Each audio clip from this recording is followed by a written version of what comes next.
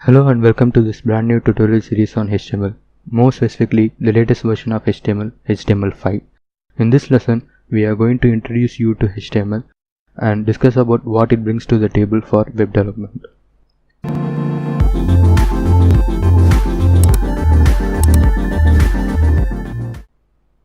First of all, HTML stands for Hypertext Markup Language.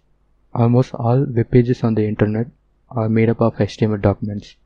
HTML is actually the first step for learning web development. HTML is technically a markup language. What this means is that HTML is going to be used for providing structure to your web page. You're going to be marking up different parts of your web page like paragraphs, images, videos, sections, etc.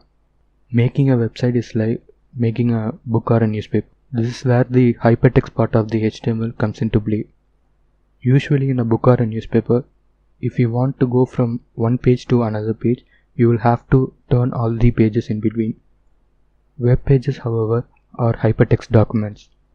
This means you can go directly from one page to another without visiting any other pages. This is where the concept of web comes from. The web pages are interconnected with each other. This is why the internet has become so popular.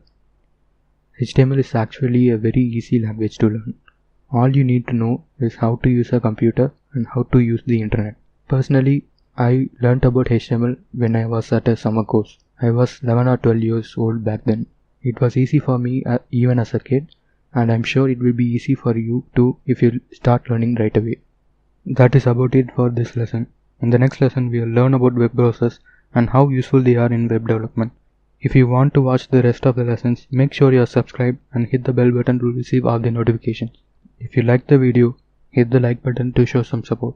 If you have any doubts or feedback, leave them in the comment section.